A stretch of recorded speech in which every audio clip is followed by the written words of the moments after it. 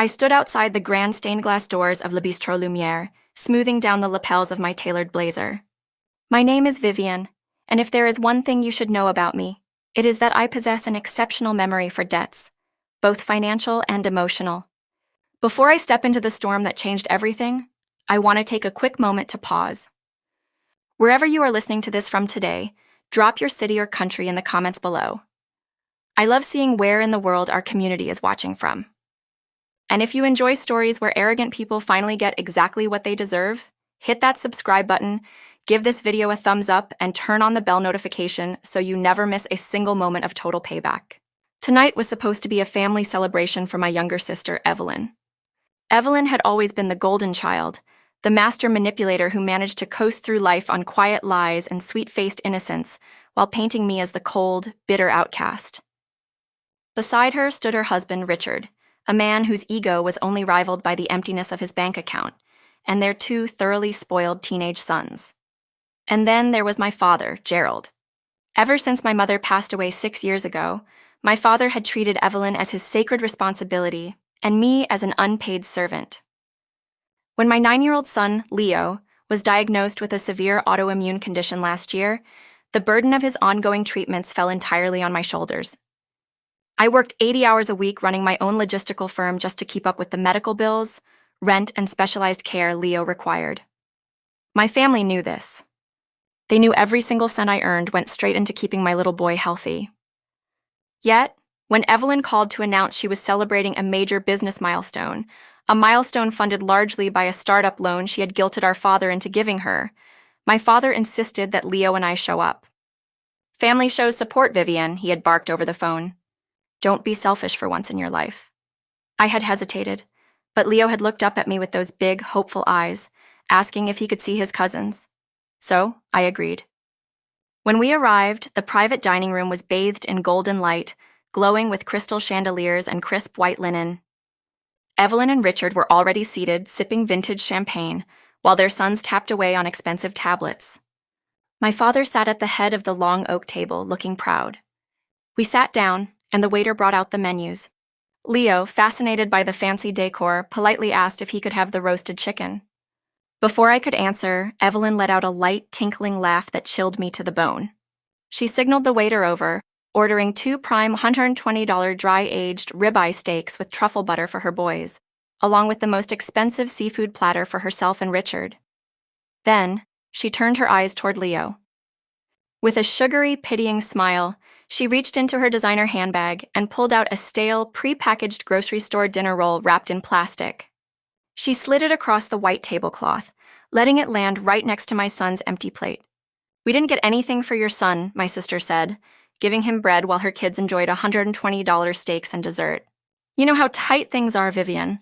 We couldn't possibly justify adding another full meal to the bill when you're barely pulling your weight with the family legacy. Besides, bread is easier on his little system, right?" Leo's eyes filled with sudden silent tears. He pulled his small hands back into his lap, looking down at the plastic-wrapped roll in utter humiliation. I felt a cold wave of shock wash over me. I looked up at my father, expecting even a flicker of outrage, a fraction of decency. Instead, Gerald didn't even lift his eyes from his wine glass. He casually cut a piece of his own expensive appetizer and chewed slowly. "Evelyn is right, Vivienne," my father told me flatly. "You knew this was a high-end venue. If you knew you couldn't afford to contribute equally to the evening, you should have brought food for him yourself instead of expecting your sister to pay for your baggage." The air in the room seemed to freeze. Evelyn caught my eye and gave a subtle, triumphant smirk. Richard chuckled softly under his breath, cutting into a steak that cost more than Leo's weekly medication. They thought they had backed me into a corner. They thought because I had been quiet for years, absorbing their insults and paying off my father's debts behind the scenes, I would swallow this humiliation too. They thought I would quietly gather my child, bow my head, and cry in the car. They had no idea who I really was. I looked down at Leo. I reached out, gently took the stale roll off the table, and tossed it directly into the ice bucket standing beside our chairs. Then I looked at my sister, whose smirk faltered just a fraction. I smiled and said, "Understood." I reached into my purse, gently holding my son's hand under the table, feeling the exact moment the white-hot rage in my chest solidified into absolute, uncompromising clarity. I didn't get angry. I didn't shout. I simply waited. 3 minutes later, the head waiter stepped back into the private dining suite, carrying a leather booklet containing the mid-meal tally and wine additions, alongside a bottle of vintage cognac Richard had arrogantly ordered for the table. When the waiter returned, I stood up and announced, "I'd like to cancel the credit line authorization for this entire table, effective immediately. And please bring me the bill for the bottle of water my son and I had." The waiter froze, his hands hovering over the table. Richard scoffed, dropping his fork onto his plate with a loud clatter. "Vivienne, stop embarrassing yourself. You don't have a credit line here to cancel." Evelyn chuckled, shaking her head as if dealing with a child. "Vivienne, please sit down. You're making a scene in front of the staff. If you're throwing a tantrum over a steak, Richard will pay for a side dish for Leo." I didn't lose my composure. I didn't even raise my voice.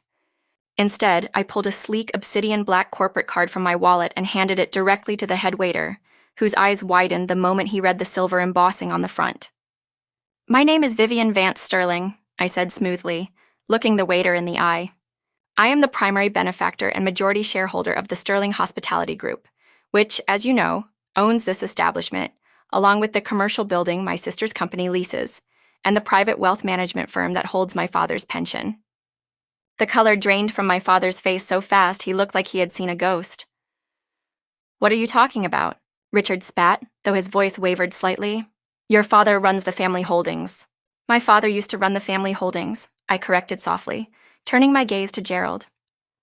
"Until 3 years ago, when he sank $800,000 into failed offshore investments and came begging to me to bail him out.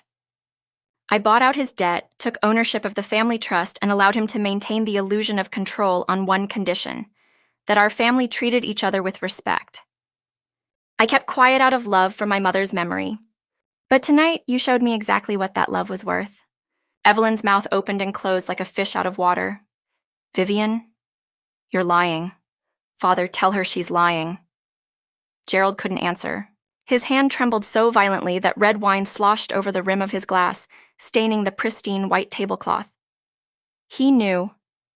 He had signed the documents himself in my office 3 years ago, pleading with me never to tell Evelyn because he couldn't bear for his favorite daughter to see him as a failure. "Wait," Richard said. The smugness completely wiped from his face as sweat began to glisten on his forehead. "If you own the commercial plaza—" "I do," I smiled, leaning slightly over the table. "And as of 9 o'clock tomorrow morning, your firm's lease is being terminated for repeated late payments. Furthermore, Evelyn's major business milestone, the startup loan she boasts about, was co-signed using my trust as collateral. I signed the revocation paperwork in my car 10 minutes ago." Evelyn shrieked, slamming her hands on the table. "You can't do that! That loan is funding our entire operational launch next week. If you pull that money, we're bankrupt." "Then I suggest you learn to like stale bread," I said, my voice dripping with ice. My father finally found his voice, stepping out of his chair, his face flushed red with a mix of shame and panic. "Vivienne, how dare you do this to your own family? Over a meal? Over a silly misunderstanding? Evelyn was just joking. Show some respect for your father." "Respect?" I stepped closer to him, my eyes locking onto his. "For 6 years, I have paid your mortgage. I paid for your trips, your fine dining, and your luxury cars, all while I sacrificed every waking hour to afford my son's life-saving treatment. You didn't care that I was drowning. You took my generosity, fed it to your favorite child, and handed my son a scrap of trash in front of a room full of people." I turned to the waiter, who was standing frozen in absolute awe. "Please charge me for the water," I said politely. "As for the rest of the table, the steaks, the vintage cognac, the seafood, they will be paying out of pocket, in cash or personal credit. Do not run it under the Sterling corporate account." Richard's eyes went wide with sheer terror. "Vivienne, wait. This bill is over $3,000. My cards are maxed out until the end of the month." "Then you had better hope the kitchen needs someone to wash dishes," I replied coldly. I turned down to Leo, who was watching me with wide, gleaming eyes. The tears in his eyes were completely gone, replaced by a soft, proud smile. I took his small hand in mine and picked up my purse. "Come on, sweetheart," I said gently. "Let's go get some real food." "Vivienne, get back here!" Evelyn screamed, her voice breaking into a panic as the waiter motioned for the restaurant manager to step over to the table. "You can't leave us like this! Vivienne! I didn't turn around. As the grand stained glass doors swung open to the cool night air, I heard the sound of Richard frantically trying to explain to the manager why his credit card was being declined, and my father stammering excuses to save what little pride he had left. We stepped out onto the sidewalk, the city lights twinkling brightly around us. For the first time in years, the crushing weight on my shoulders was gone. I breathed in the crisp night air, looked down at my son, and smiled. The battle wasn't over yet. Tomorrow morning, the real reckoning would begin. The morning sun flooded through the floor-to-ceiling windows of my top-floor office, casting long shadows across the polished hardwood. By 8:30 a.m., my legal counsel and senior accountant were already seated across from my desk, finalizing the paperwork that would dismantle my family's comfortable illusion once and for all. My phone had been buzzing relentlessly since dawn. 42 missed calls from Gerald, 28 from Evelyn. Dozens of frantic text messages from Richard, pleading for a meeting, apologizing, and making desperate promises they had never intended to keep during all the years they spent walking all over me. I didn't answer a single one. "Everything is locked in, Vivienne," my lead attorney said, sliding the final folder across the desk. The lease termination notice for Richard's firm was served at 8 sharp. "The bank has officially frozen the startup line of credit for Evelyn's venture, citing the removal of your trust as collateral. And your father's monthly stipend from the family estate has been permanently suspended per the breach of conduct clause in your 3-year-old agreement." "Thank you," I said softly, signing my name at the bottom of the document. "Send the formal notices immediately." By 11 o'clock, the storm arrived in person. The frosted glass doors of my waiting room burst open, and I heard the raised voices of my reception staff trying to maintain order. A moment later, Evelyn barged into my private office, her hair disheveled, her eyes rimmed with red, and mascara smudged beneath her eyes. Gerald followed closely behind her, looking stripped of the smug authority he had carried for decades. He looked frail, defeated, and completely out of his depth. "You monster!" Evelyn shrieked, slamming her palm onto my desk. "The landlord just locked Richard out of his office building. His clients are demanding refunds. And my suppliers canceled my launch inventory because the bank recalled the funds. You're destroying our lives." I calmly closed my fountain pen, set it down, and leaned back in my leather chair. "I didn't destroy your lives, Evelyn. You built your entire existence on a foundation made of my money and my silence. All I did was stop paying for the materials." "Vivienne, please," Gerald choked out, stepping forward with his hands clasped together in a desperate plea. The cold, disdainful father from the night before was completely gone. In his place was a man terrified of losing his social standing. "Think about what you're doing. We are your family. How can you be so heartless over a minor argument at dinner?" "A minor argument?" I stood up slowly, placing both hands flat on my desk and leaning forward, my voice dropping to a dangerous, icy whisper. "Last night you sat by and watched my child, your own grandson, get handed a piece of stale bread while everyone else dined on luxury. You told me I should have brought him food. You let Evelyn humiliate a 9-year-old boy who has spent the last year fighting for his life against an autoimmune illness." Gerald flinched as if I had struck him across the face. He opened his mouth to speak, but no words came out. "You thought I was weak because I chose peace," I continued, looking directly into my sister's panicked eyes. "You thought because I poured my energy into healing my son, I wouldn't have the strength to crush the snakes under my feet. You mistook my patience for powerlessness." "Vivienne, I'm sorry," Evelyn sobbed, dropping all her arrogance as she sank into one of the guest chairs, burying her face in her hands. "I was jealous. I've always been jealous of how smart you were, how successful you became. Please, don't take everything away from my boys." "Think of your nephews." "I am thinking of children," I replied coldly. "I'm thinking of my son, who will never again have to feel inferior to anyone in this family.